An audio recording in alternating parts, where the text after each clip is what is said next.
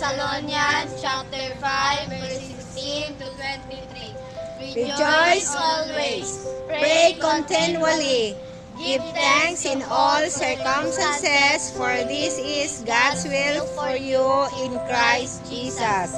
Do not quench the spirit. Do not Treat prophecies with contempt, but test them all. Hold on to what is good. Reject every kind of evil.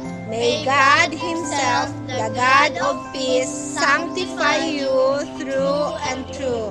May your whole spirit, soul, and body be kept blameless at the coming of our Lord Jesus Christ. Amen. Amen.